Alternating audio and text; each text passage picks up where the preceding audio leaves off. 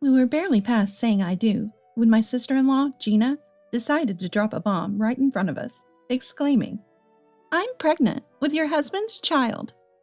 Talk about a cheap soap opera twist. She really went there. But if she thinks she can corner us, she's got another thing coming. Time to show the strength of our marital bond.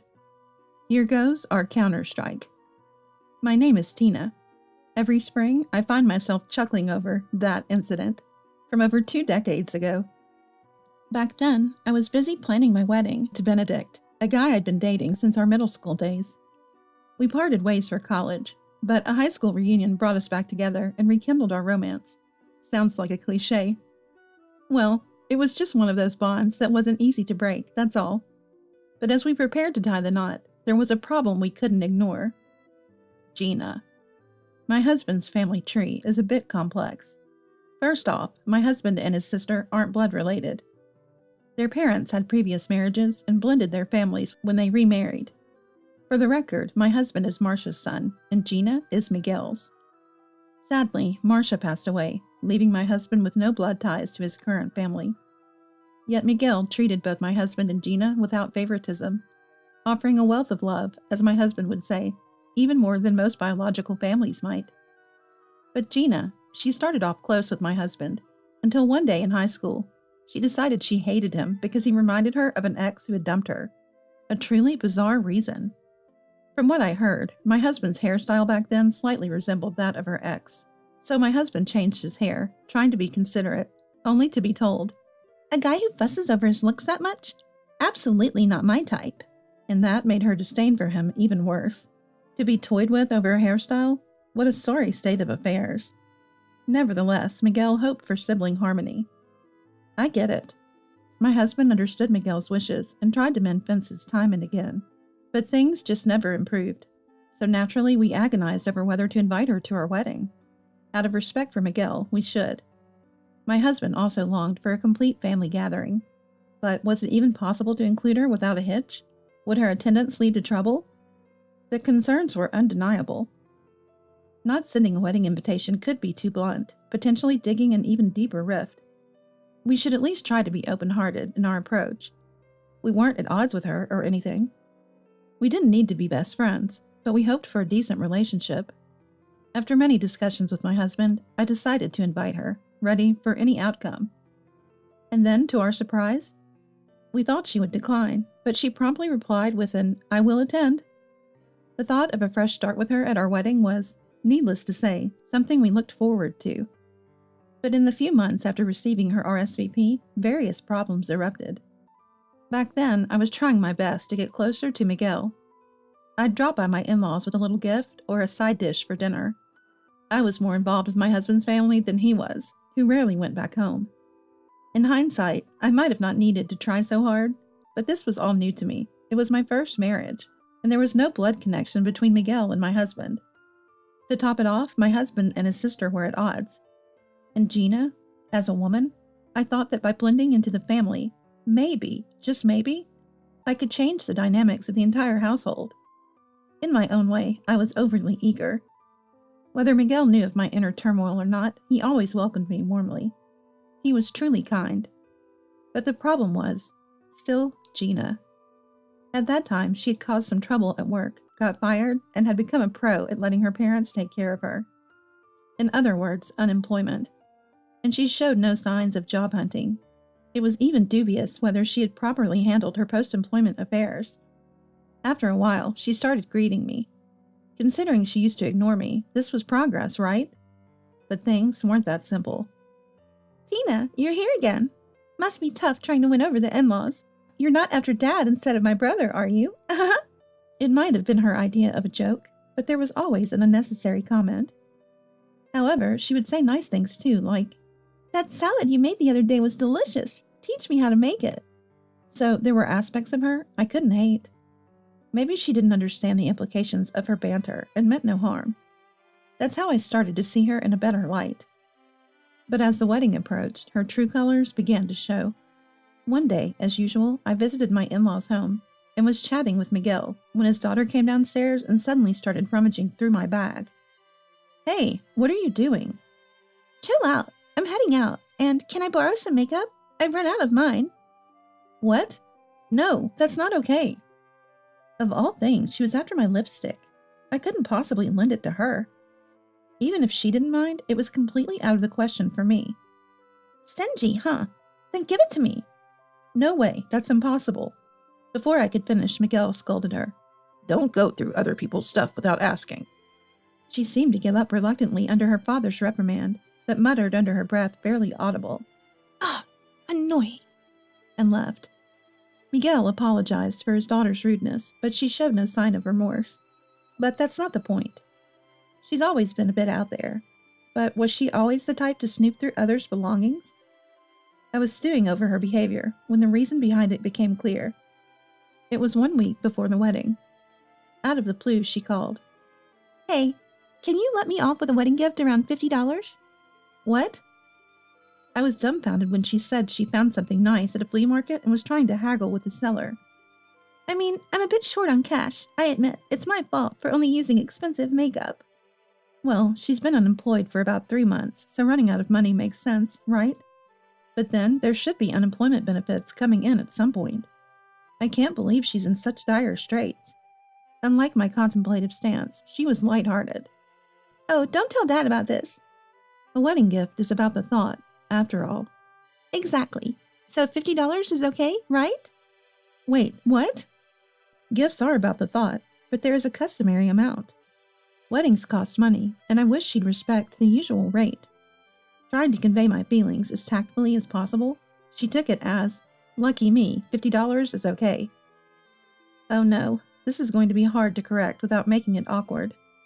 Money is such a delicate topic, even among close family. But $50 is really too little. I hate to say this, but can we make it at least $300? I asked hesitantly, feeling a bit anxious. Her response was outrageous. What? Then I won't attend. It's just my brother's wedding anyway. Wait, hold on.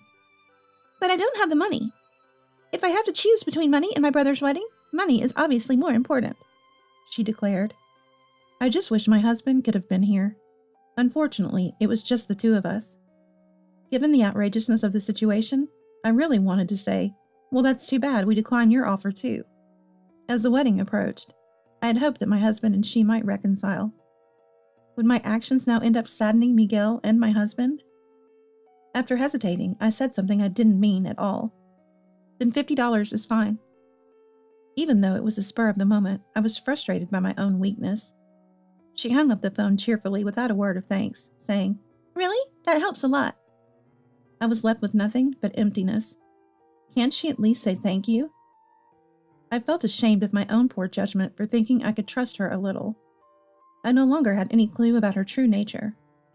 I hadn't been able to bring myself to talk to my husband about her wedding gift before the day of the ceremony, and then the big day arrived. Being the bride was more hectic than expected. I was busy from morning. It's busier than I thought, despite all our planning. I thought when I saw Gina off to the side in a corridor of the lobby. Despite my mixed feelings about the gift situation, I was glad she had come. Just as I was about to approach her, her angry voice filled the air. That's what I'm saying. I'm not satisfied. Not satisfied? But that was the deal from the start. Why is it always me who ends up feeling shortchanged? Gina was trying to stop a man named Mon from walking away. Should I not have come closer? As I looked on confused, Mon gave me a forced, congratulatory message. Congratulations on this occasion. He was a friend of my husband and a guest at the reception. Why were Gina and my husband's friend arguing on our wedding day? What was their relationship? He hurriedly said, Well, see ya, and left. The awkwardness lingered. Just me and her left standing there. Hey, what's going on with you and him? I couldn't help but ask her. It's nothing. Leave me alone. She walked away in a different direction than the man. My husband had seen the entire scene from a hidden spot. Hey, you haven't forgotten that today is supposed to be our special day, have you?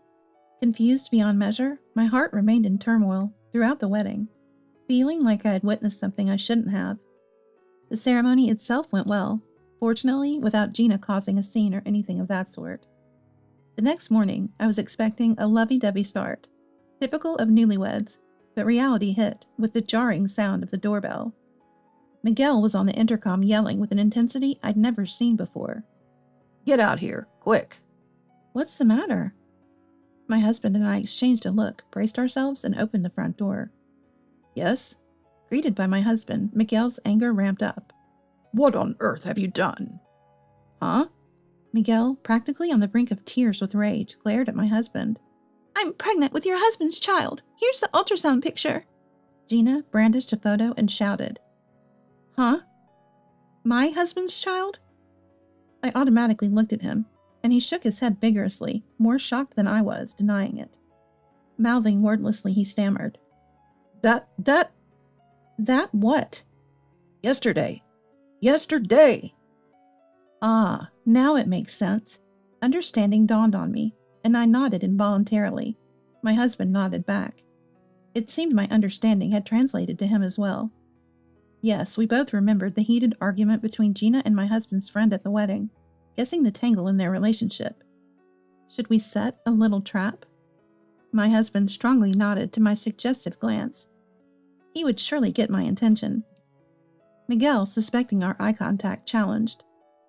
What are you two whispering about? What are you planning to do? Divorce Tina and prioritize your family? You have a child to raise. Miguel was fuming.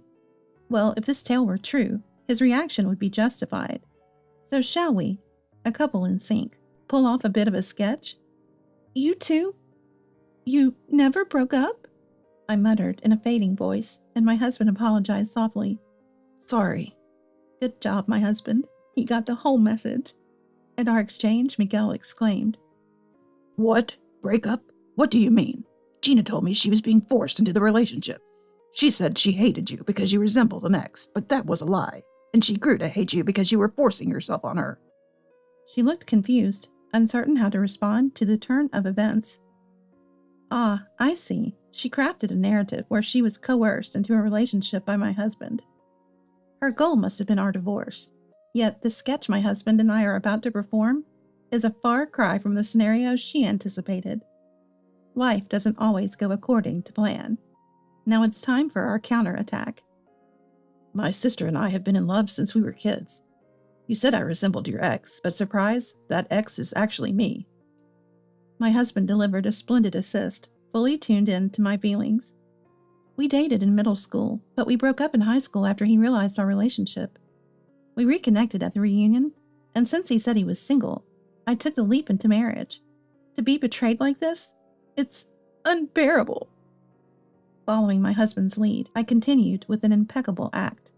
Miguel, completely unaware of our marital farce, exclaimed, This makes no sense. What in the world is going on? I raised my voice in feigned anger. My husband.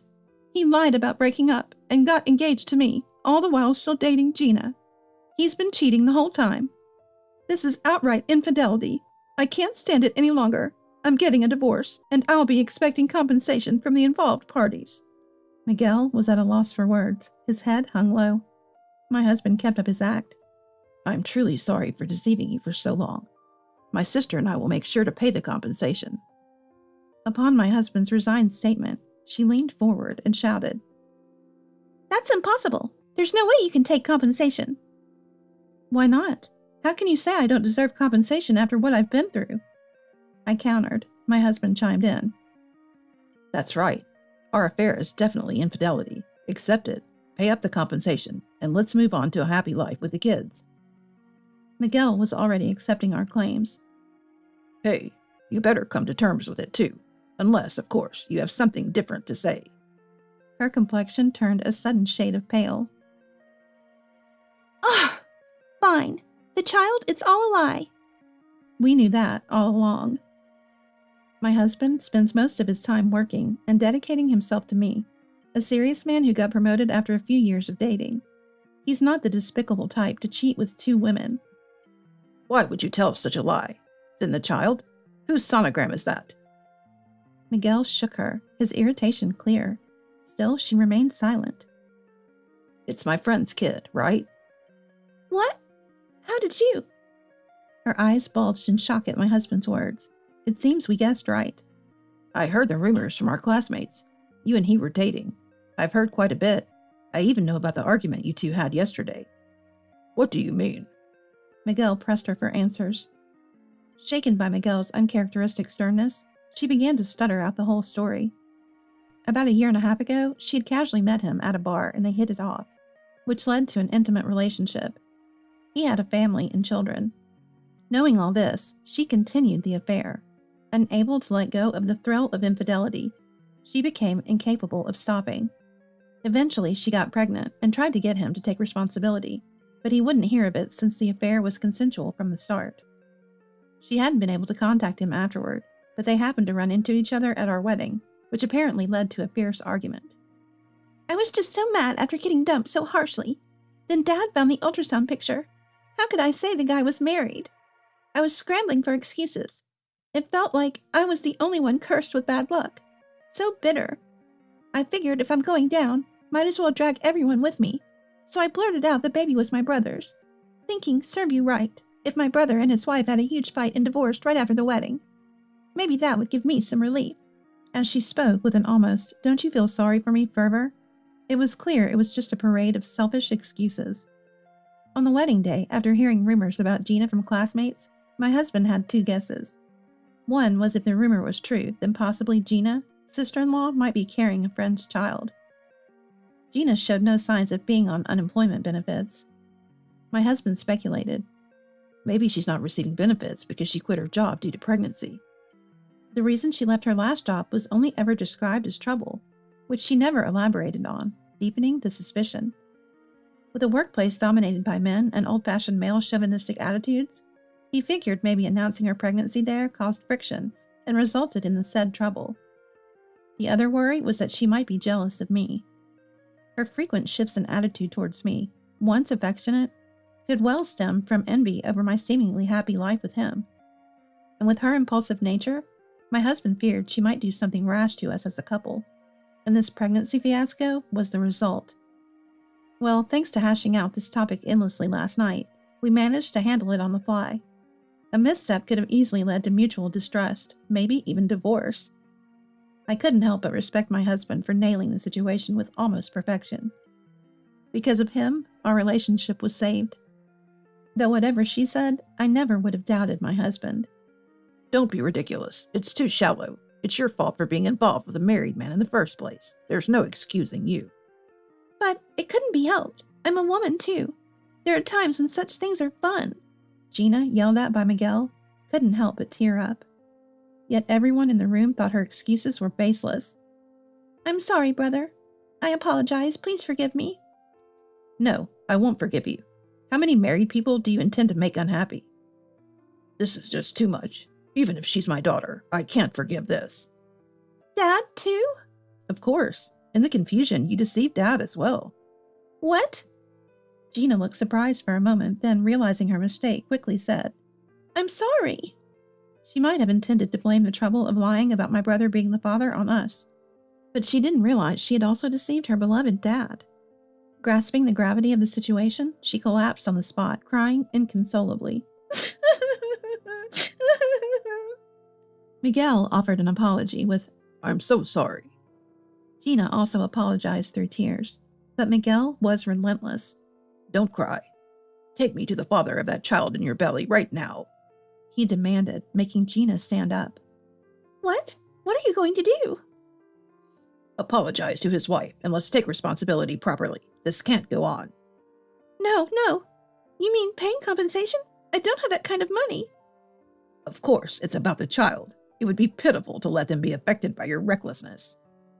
Gina was at a loss for words against Miguel's irrefutable logic. After Miguel and Gina left, my husband said with a sigh, Man, sorry about all that. No, it's okay. I never imagined she would come up to us claiming to be pregnant with your child. Thanks for believing in me. Of course I do. Hey, should I have scrutinized the ultrasound picture just to be sure? Oh, give me a break. He replied with a chuckle. We laughed it off, thinking that, despite the mess, perhaps it was an experience that strengthened our bond as a couple that morning. Later on, Miguel visited the man's home with Gina to apologize to his family.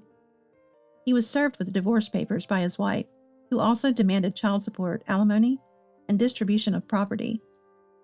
Gina was also sued and had to pay compensation. It turned out that for Mon, Gina was just a fling. There was never any marriage on the cards. Ultimately, the child Gina bore was adopted by Miguel's niece, who hadn't been blessed with her own children. The niece's family was financially stable and cared deeply for the child, who is said to be living happily. Miguel occasionally visits, forging a bond with his grandchild. On the other hand, Gina, unable to forget the thrill of her infidelity, got involved with another married man and was promptly discarded. After finally finding employment, she was fired and is now working part-time. Having been sued for compensation twice, she's now juggling day labor and part-time jobs to make the payments. A dire situation I heard about from Miguel. Since Miguel has disowned his daughter, only God knows the kind of life she's leading now, but bad habits are hard to break. As for us, we were blessed with 2 daughters, and our youngest will finally reach adulthood next year. Our eldest daughter became a physical therapist, wanting to do work that helps people. Perhaps because she was so attached to her sister, our youngest has decided to pursue nursing, chasing after her sister's example and working hard every day. They both assure us that they've got our future care covered, which spurs myself and my husband on to not rely too much on our daughters. Lately, we've been hitting the gym to stay in shape. When we celebrate losing a little weight, our kids tempt us with, "Let's go eat steak and put it back on." It's a constant struggle against our desires. To savor this happiness for a long time, we need to stay healthy. We're determined to enjoy life to the fullest, aiming to see our grandchildren, no, our great-grandchildren. We're gonna give it our all.